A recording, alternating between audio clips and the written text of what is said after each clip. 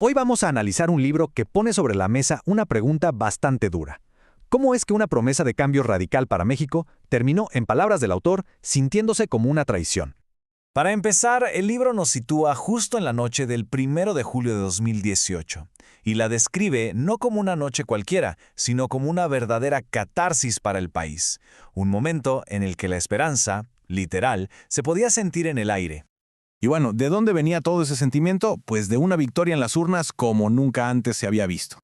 Estamos hablando de más de 30 millones de votos, una cifra que no solo llevó a Andrés Manuel López Obrador y a Morena al poder, sino que básicamente pulverizó el sistema de partidos que conocíamos.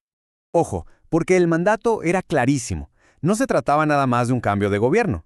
La gente votó por una regeneración moral total del país, por ponerle fin a lo que llamaban la mafia del poder. Era la promesa de una cuarta transformación. Pero aquí es donde la cosa se pone interesante. El autor argumenta que las raíces de lo que él llama la traición no aparecieron con el gobierno ya en funciones. No, se sembraron mucho antes, en plena campaña electoral. Hay que recordar que venían de 2 derrotas presidenciales, así que según el texto se instaló una mentalidad de es ahora o nunca, y esto llevó a la campaña a ser, digamos, extremadamente pragmática. Y bueno, ¿qué significó ese pragmatismo en la práctica? Pues, según el autor, que se sacrificó la supuesta pureza moral del movimiento para asegurar la victoria. Esto implicó abrirle las puertas de par en par a personajes y operadores de esos mismos partulos que por años habían sido el blanco de sus críticas.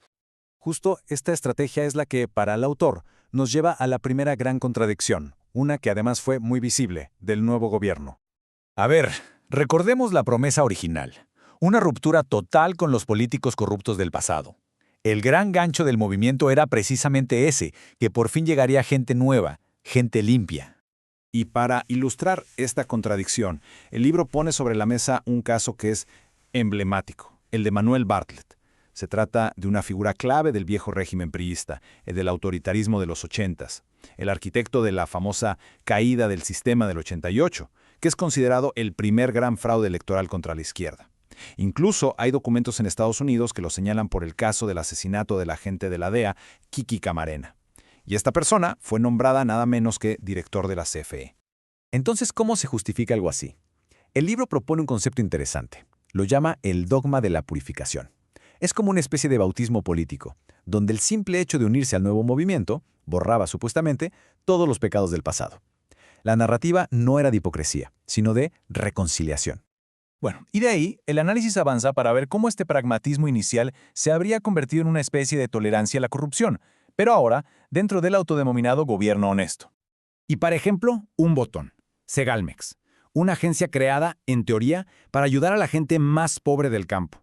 Pues bien, ahí se documentaron irregularidades por más de 15.300 millones de pesos.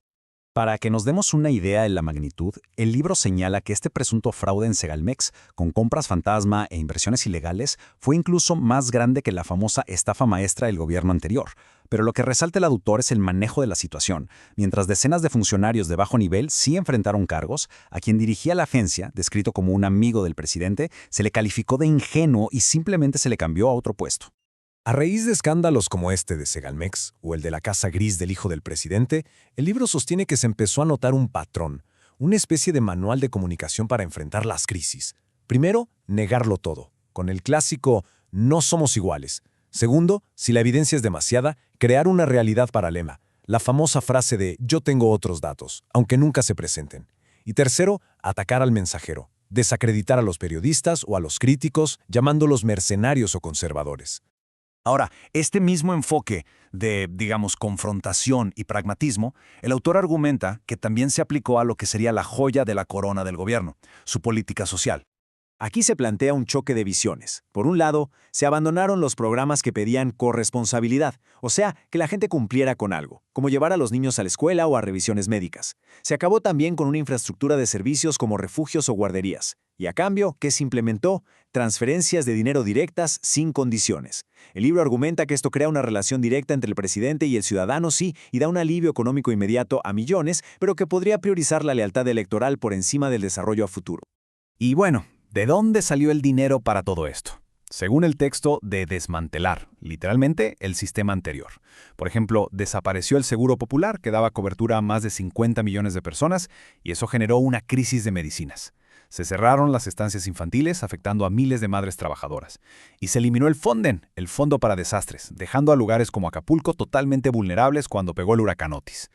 Y una pieza clave en este nuevo engranaje, según el libro, son los llamados servidores de la nación. Son miles de brigadistas del gobierno con sus chalecos del color del partido que van casa por casa inscribiendo a la gente en los programas sociales.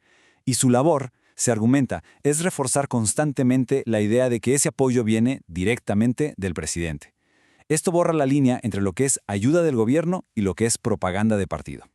Entonces, después de todo este recorrido, ¿cuál es el veredicto final del libro? ¿A qué conclusión llega? Pues la tesis central es esta, que el movimiento no destruyó los vicios del viejo régimen. Al contrario, los replicó y hasta los perfeccionó, pero ahora con la legitimidad que le da un apoyo popular masivo.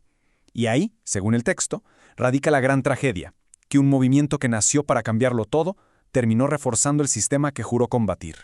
Y el libro cierra dejándonos con una pregunta en el aire, una pregunta para reflexionar. ¿Será que la esperanza, cuando se deposita ciegamente en una sola persona, en un solo líder, puede terminar convirtiéndose en el más doloroso de los espejismos?